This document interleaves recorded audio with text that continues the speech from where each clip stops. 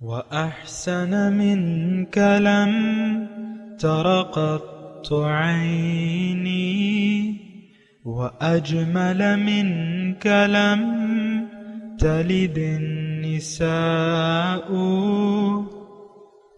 خلقت مبرأ من كل عيب خلقت مبرأ من كل عيب كأنك قد خلقت كما تشاء كتاب أنزلناه إليك مبارك ليدبروا آياته وليتذكر أولو الألباب. یہ کتاب برکت والی ہے جسے ہم نے آپ کی طرف نازل فرمایا ہے تاکہ دانش مند لوگ اس کی آیتوں میں غور و فکر کریں اور نصیحت حاصل کریں.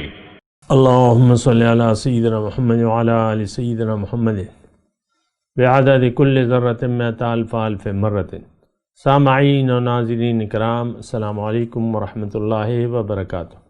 سامعین کرام، سورہ بقرہ درس نمبر 63، آیت نمبر 40، حصہ سوم. آج کا موضوع: کیا ہم صرف اللہ تعالیٰ سے نہیں ڈرتے؟ اس کے ساتھ آج کے سبق کا آغاز کرتے ہیں. سب سے پہلے گزشتہ سبق کا اعادہ ہوگا. بسم اللہ الرحمن الرحیم. شروع اللہ کے نام سے جو بڑا مہربان نہایت رحم والا ہے. یا بنی اسرائیل اذکروا نعمتی التي انعمت علیکم وأوفوا بعهدي أوف بعهدكم وإياي فارهبون. اے آل یعقوب، میرے وہ احسان یاد کرو جو میں نے تم پر کیے تھے، اور اس اقرار کو پورا کرو جو تم نے مجھ سے کیا تھا. میں اس اقرار کو پورا کروں گا جو میں نے تم سے کیا تھا، اور مجھے سے ڈرتے رہو. سامعین اکرام، سورہ بقرہ آیت نمبر 40. لفظی ترجمہ: یا بنی اسرائیل اذکروا نعمتی التی انعمت علیکم. اے بنی اسرائیل، یاد کرو میری وہ نعمت جو میں نے تم پہ کی. وأوفوا بعہدی، اور پورا کرو مجھ سے کیا ہوا وعدہ. وأوف بعہدکم، میں بھی تم سے جو وعدہ کیا ہے میں نے وہ پورا کروں گا. وإیایا فرحبون، اور مجھے سے ڈرو. دیکھیں، اس صورت میں اس آیت میں بہت بنیادی مضمون ہے، اور افسوس کی بات یہ ہے کہ یہ آیت جو ہے یہ ہم پر بالکل 100% بیٹھتی ہے. ہم اللہ سے، ایک تو اللہ تعالیٰ کی نعمتوں کا احساس نہیں ہے. دیکھیں، میں بالکل آہستگی سے آپ کو یہ بات کر رہا ہوں کہ آپ یہ نہ سمجھیں کہ میں کوئی جذباتیت کا شکار ہو کے یہ بات کر رہا ہوں. قرآن کے مضمون ہے، قرآن کی آیت ہے، آپ خود اس کا ترجمہ پڑھیں، ترجمہ ہی پڑھ لیں،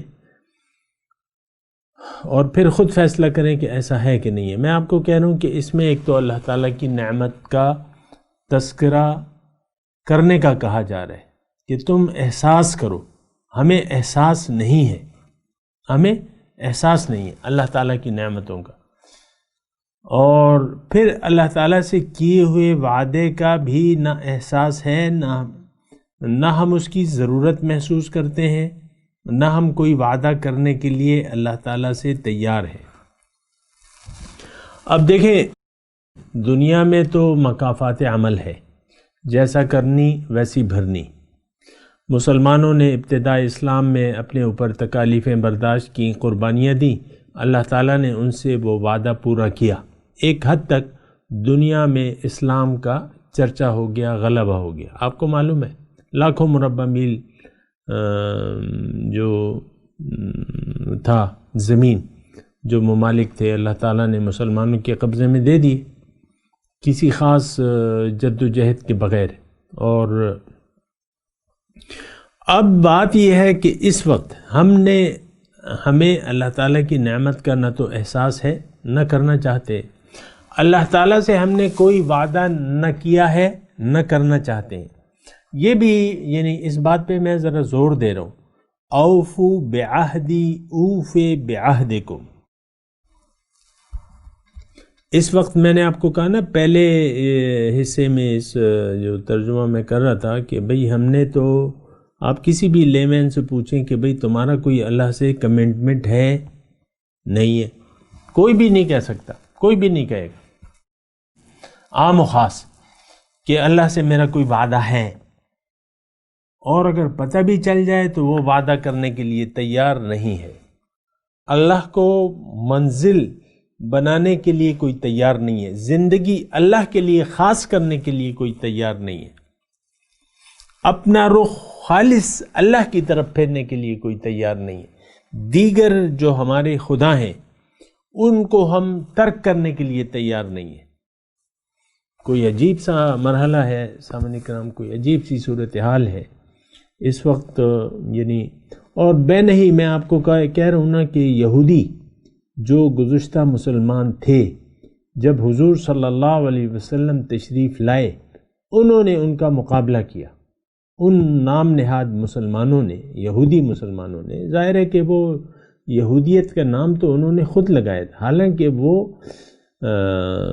دین موسوی کے پیروکار تھے، دعویٰ کرتے تھے کہ ہم موسیٰ علیہ السلام کو مانتے ہیں، وہ ہمارے نبی ہیں، توحید مانتے ہیں، رسالت مانتے ہیں، آخرت مانتے ہیں۔ لیکن جب حضور صلی اللہ علیہ وسلم واضح نشانیوں کے ساتھ تشریف لائے اور انہوں نے پہچان لیا، پھر انہوں نے انکار کر دیا۔ فَلَمَّا جَاءَهُم مَّا عَرَفُوا كَفَرُوا بِهِ، جب وہ عظیم الشان ہستی ان کے پاس آ گئی انہوں نے انکار کر دیا۔ دو قبیلے تو جلا وطن کر دیے گئے سزا کے طور پہ مختلف مواقع پہ۔ ایک قبیلہ جو ہے اس کے جو مرد تھے، جنگی قوت تھی، اس کو تہ تیغ کر دیا گیا۔ لیکن اس یعنی جو جب تہ تیغ نہیں کیا گیا تھا اور ان کا محاصرہ مسلمانوں نے کر لیا تھا، تو انہوں نے آپس میں مشورہ کیا کہ بھئی مسلمانوں نے تو ہمارا گھیرا ڈالا ہے، اب ہم کیا کریں؟ تو دو تین ان کے بڑوں نے دو تین تجاویز دی ان کو کہ بھئی اپنے بچوں اور عورتوں کو قتل کر دو اور پھر میدان میں نکلو۔ دوسری انہوں نے کہا کہ بھئی تم یعنی ایک شرط اس میں یہ تھی، یعنی جو ان کے اپنے یہودیوں کے اپنے بزرگوں نے یہ تجویز دی تھی کہ تم مسلمان ہو جاؤ، حضور صلی اللہ علیہ وسلم کو مان لو، مسلمان ہو جاؤ اور اپنی مال و جان سب کچھ بچا لو، مسلمان ہو جاؤ کہ تو کچھ بھی نہیں ہے تمہارا۔ انہوں نے وہ تجویز قبول نہیں کی اور پھر انہوں نے راضی ہو گئے کہ ہمیں قتل کر دیا جائے، لیکن ہم مسلمان نہیں ہوں گے، لہٰذا ان کی جنگی جو افراد تھے، جو بالغ افراد تھے، ان کو تہ تیغ کر دیا گیا۔ یعنی یہ شقاوت قلبی میں آپ کو بتا رہا ہوں، بالکل آج یہ صورتحال ہے، ہم قتل ہو جانے کے لیے تیار ہیں، لیکن حضور صلی اللہ علیہ وسلم کی دعوت کو قبول کرنے کے لیے حقیقی طور پہ تیار نہیں ہے۔ زبانی کیا چیز ہوتی، زبان سے کہہ بھی دیا لا الہ تو کیا حاصل، دل و نگاہ جو مسلمان نہیں تو کچھ بھی نہیں۔ کیا خاتون خانہ جو گھر میں بیٹھی ہوئی اور اپنے میاں سے ناراض ہے محض ایک دنیاوی وجہ سے، کیا اس کو یہ معلوم نہیں ہے کہ شریعت نے کیا طریقہ بتایا ہے؟ لیکن اس کو معلوم بھی ہے، لیکن ماننے کے لیے وہ تیار نہیں ہے، چاہے اس میں اس کی موت بھی آ جائے۔ یہ ویسی میں سمجھنے کے لیے آپ کو بتا رہا ہوں، صرف خاتون خانہ کی بات نہیں ہے، شوہر جو بیوی پر ظلم کر رہا ہے، اس کو کیا یہ معلوم نہیں ہے کہ یہ اللہ تعالیٰ کی امانت ہے میرے پاس، اور حضور صلی اللہ علیہ وسلم نے مجھ پہ لازم کیا ہے کہ ان کا تم خیال رکھنا۔ لیکن وہ ظلم کرتا رہتا ہے، اس کو دین بھی معلوم ہے، لیکن وہ مرنے کے لیے تیار ہے، لیکن بیوی کے ساتھ حسن سلوک کے لیے تیار نہیں ہے، بس اپنی منواتا رہے گا، اپنی کرتا رہے گا شوہر جو ہے۔ یہ میں شوہر اور بیوی کا ایک مثال کے طور پہ آپ کو، یہ تمام زندگی ہمارے تمام شعبے اس وقت اب ایک راشی و مرتشی ہے، ان کو معلوم ہے، دفتروں میں لکھا ہوا ہے کہ راشی، یہ ہم جو جاتے ہیں نا پٹوار خانے اور محکمہ مال، وہاں بڑا بڑا لکھا ہوتا ہے، لیکن مجال ہے جو آگ میں جانے سے کوئی انکار کر دے، سب شوق سے آگ کو قبول کر رہے ہیں۔ حرام مال کیا ہے؟ یہ تو آگ ہے، لیکن بڑے شوق سے۔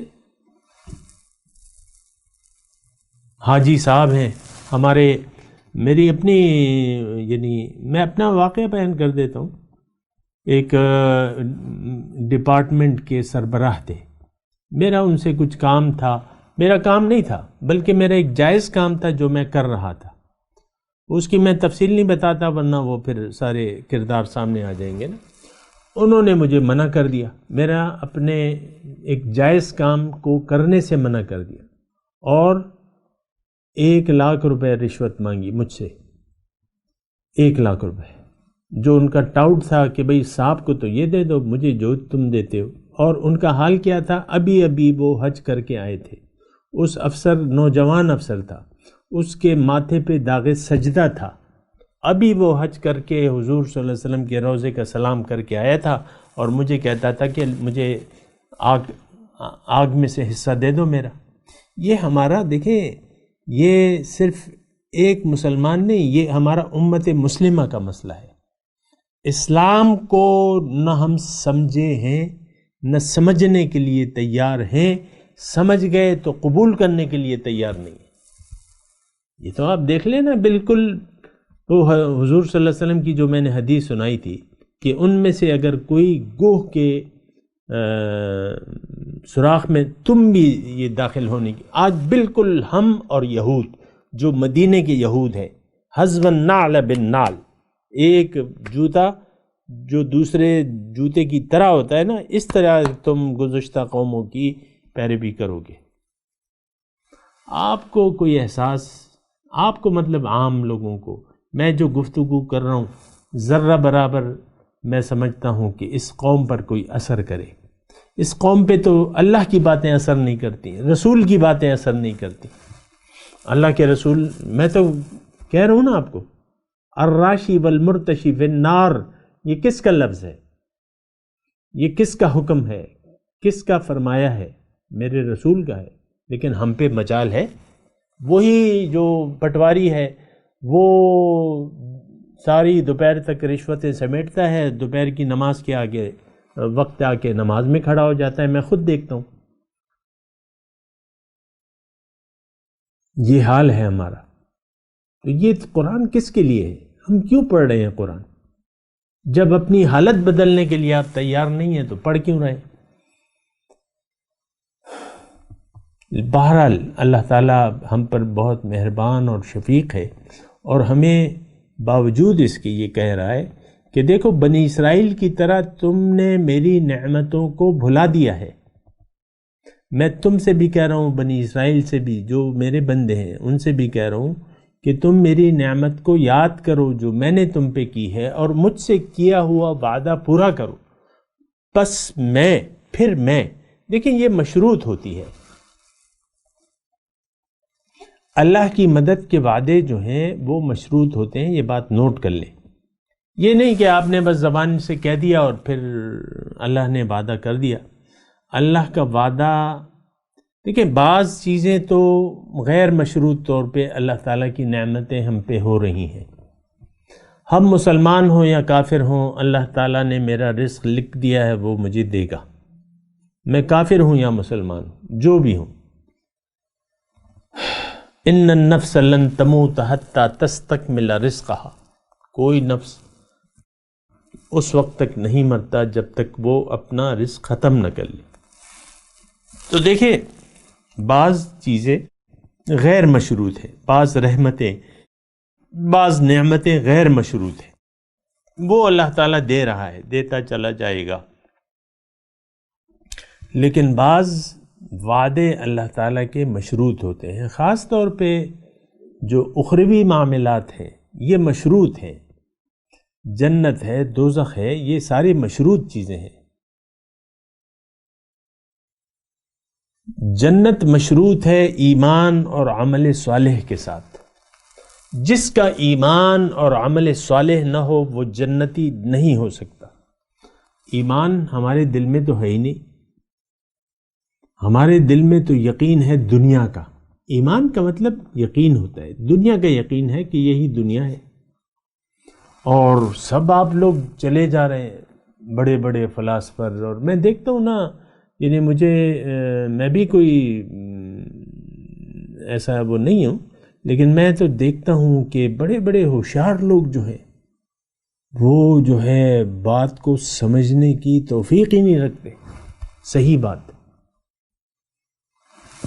کسی کو آپ سمجھانے کی کوشش کریں تو وہ سمجھنے کا نام ہی، ایسے بھی ہے نا، دلوں پہ اصل میں مہر لگ جاتی ہے۔ تو اللہ تعالیٰ تو پھر مہربان ہے، اور میں آپ سے یہ جملہ یہ کہہ رہا تھا کہ اللہ تعالیٰ کے جو روحانیت کے متعلق وعدے ہیں، جو اخروی وعدے ہیں، وہ سارے وعدے مشروط ہیں، یہ بات نوٹ کر لیں۔ وہاں الل ٹپ کوئی چیز نہیں ہوگی، بغیر جو طریقہ ہے اللہ تعالیٰ کا، جو قانون خدا بندی ہے، وہ یعنی لکھا گیا ہے، اور دوسرا یہ کہ وہاں عمل کا رد عمل ہوگا۔ قرآن میں اللہ تعالیٰ فرما رہا ہے کہ فَمَن يَعْمَلْ مِثْقَالَ ذَرَّةٍ خَيْرًا يَرَهُ وَمَن يَعْمَلْ مِثْقَالَ ذَرَّةٍ شَرًّا يَرَهُ، ذرہ برابر جس نے نیکی کی ہوگی وہ وہاں اس کا نتیجہ پالے گا، ذرہ برابر کوئی بدی کی ہوگی تو وہ اس کا نتیجہ۔ اب ہمارے نیکیاں کتنی ہیں، برائیاں کتنی ہیں، اس کا بھی تو کبھی حساب کتاب کریں نا۔ ہماری نیکی ہے ہی نہیں، شروع سے نیکی شروع ہوتی ہے اللہ کو معبود تسلیم کر لینے سے۔ آپ کا معبود تو نفس ہے، آپ کا جو آپ کا دشمن ہے اس سے آپ نے دوستی شروع کر دی ہے۔ آپ کو تو اپنی ایگو ہے، آپ کا اپنا خیال ہے، اپنا ایک ویژن ہے آپ کا، بس آپ فرعون ہیں اپنی جگہ۔ آپ اپنی فرعونیت چھوڑنے کے لیے تیاری نہیں ہے، تو اسلام کا آپ سے کیا واسطہ؟ زبانی کلامی ہوگا، آپ 5 وقت کے نمازی ہوں گے، آپ خیرات کرتے ہوں گے، صدقات دیتے ہوں گے، آپ روزے رکھتے ہوں گے، لیکن ایمان آپ کے دل میں نہیں ہوگا وہ زبان پہ ہوگا۔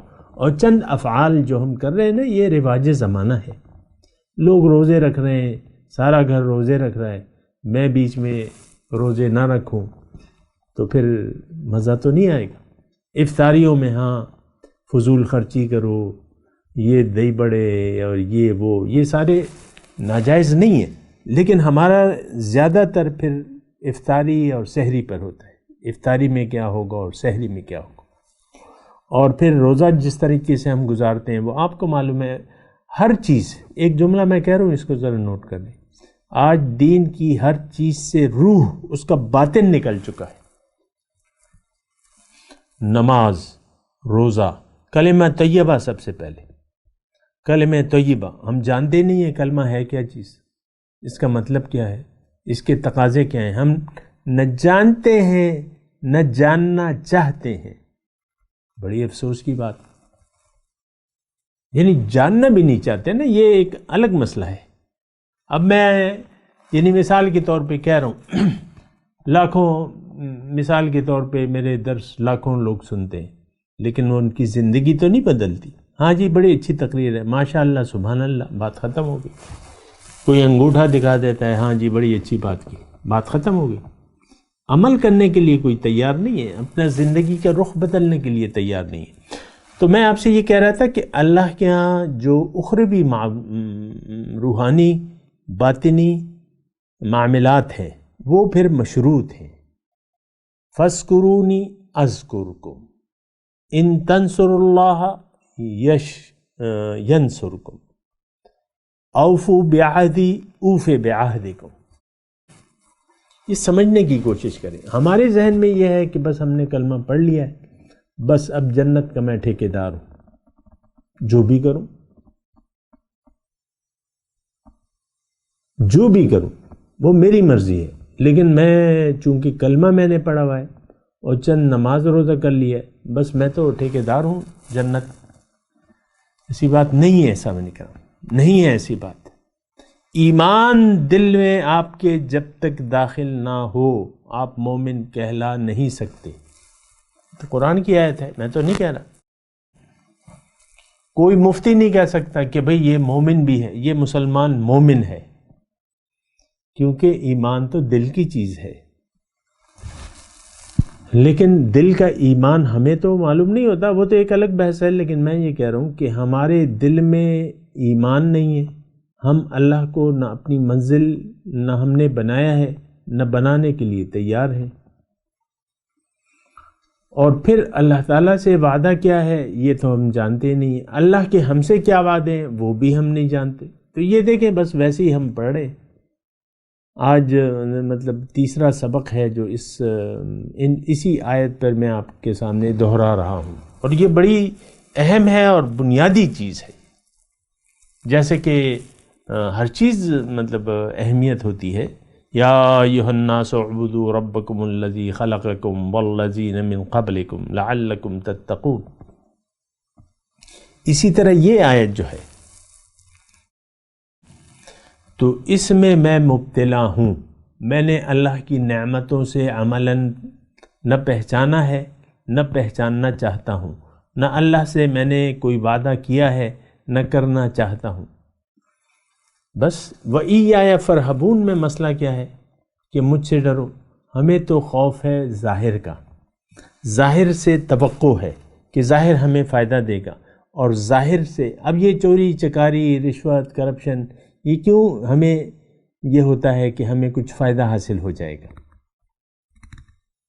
پہلے ایک زمانے میں انکم ٹیکس والوں کی بڑی قدر ہوتی تھی، ان کی بالائی آمدنی زیادہ ہوتی ہے. رشتے جو ہے یعنی یہ دیکھیں، یہ ذہنیت کو ہماری دیکھیں کہ ایسا لڑکا جو راشی ہو، جو بالائی آمدنی ہو، یہ اپنی بیوی کو خوش رکھ سکے گا. یہ ہماری ذہنیت کو تو آپ دیکھیں نا.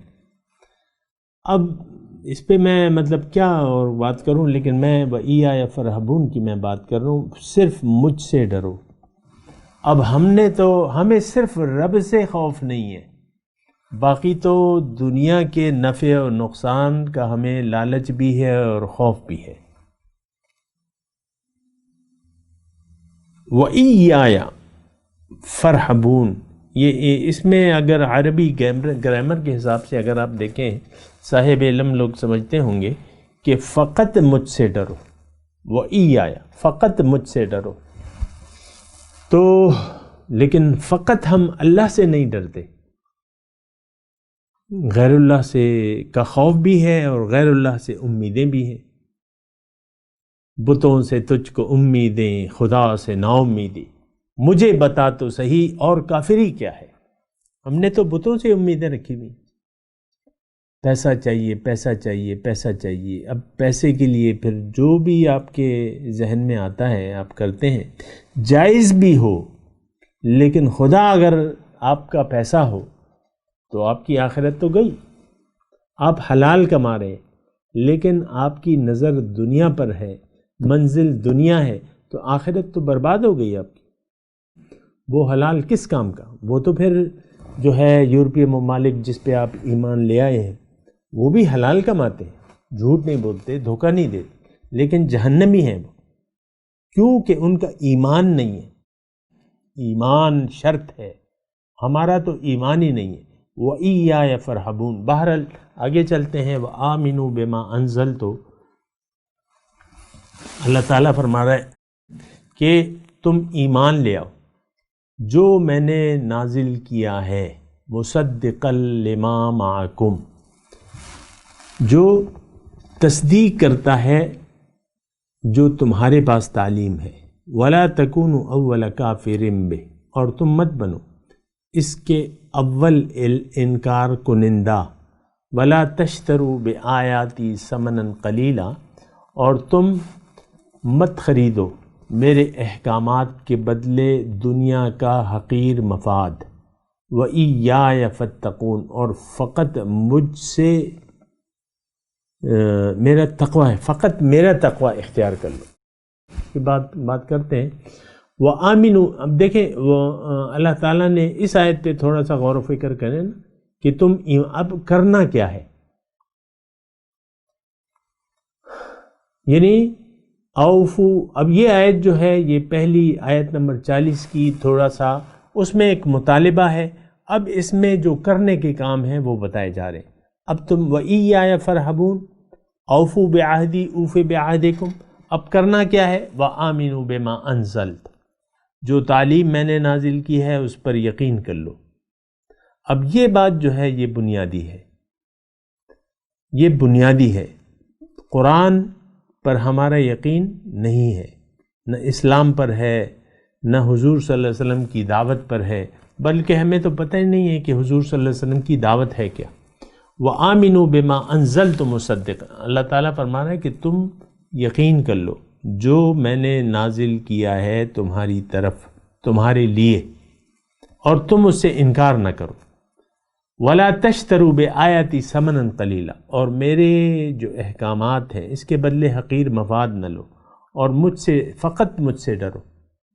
اس آیت میں بڑا مضمون ہے سامعین کرام، اگر آپ دیکھیں، اور میرے لیے اور آپ کے لیے۔ ہم یعنی اللہ کے وَلَا تَشْتَرُوا بِآیَاتِي ثَمَنًا قَلِيلًا پہ میں بات کر رہا ہوں کہ تم میرے احکامات کے بدلے دنیا کا حقیر مفاد مت لو، اور ہم نے تو ایسا کر لیا ہے سامنے کا۔ دنیا کے فائدے کو، اصل میں اخروی فائدہ تو ہمارے مد نظر ہے ہی نہیں، سچی بات جو ہے وہ یہ اخروی فائدہ یہ تو ہم نے قسمت پہ چھوڑ دیا ہے۔ جنت یہ تو قسمت پہ، گناہوں کی بخشش قسمت میں ہوگی، اللہ تعالیٰ غفور الرحیم ہے، پھر بخشش جو رسول کی شفاعت ہے اس پہ ہم نے بھروسہ کر لیا ہے۔ اب دنیا کے مفاد کو ہم نے خرید لیا ہے اخروی مفاد کے عوض۔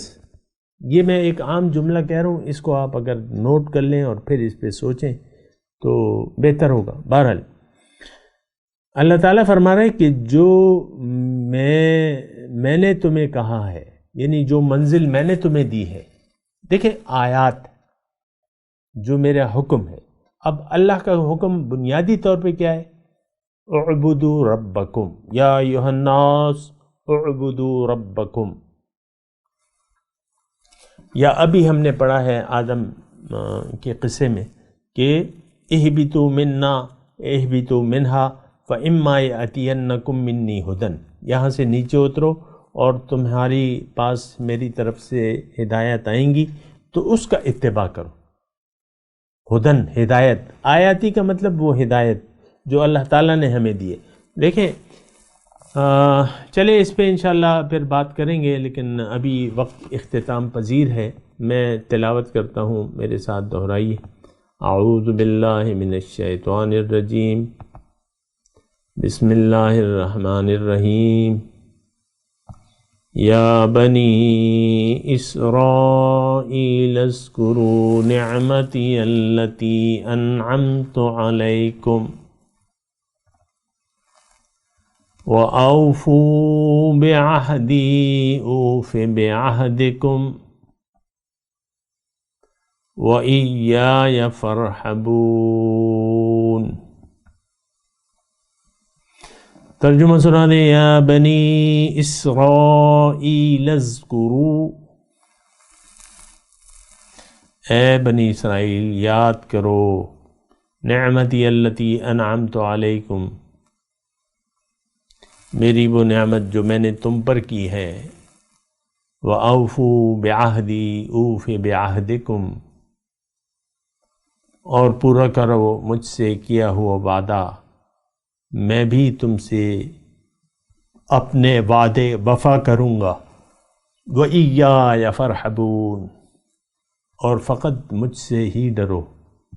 اب ان آیت کی تلاوت اور ترجمہ۔ بسم اللہ الرحمن الرحیم۔ شروع اللہ کے نام سے جو بڑا مہربان نہایت رحم والا ہے۔ یا بنی اسرائیل اذکروا نعمتی التي انعمت علیکم وأوفوا بعهدي أوف بعهدكم وإياي فارهبون۔ اے آل یعقوب، میرے وہ احسان یاد کرو جو میں نے تم پر کیے تھے، اور اس اقرار کو پورا کرو جو تم نے مجھ سے کیا تھا۔ میں اس اقرار کو پورا کروں گا جو میں نے تم سے کیا تھا، اور مجھے سے ڈرتے رہو۔ اس کے ساتھ ہی سامعین کرام، آج کے درس کا وقت اختتام کو پہنچا۔ انشاءاللہ اگلے درس میں ملاقات ہوگی۔ وآخر دعوانا ان الحمدللہ رب العالمین، والسلام علیکم ورحمۃ اللہ وبرکاتہ۔ مولایا صلی وسلم دائما ابدا علی حبیبک خیر الخلق کلہم۔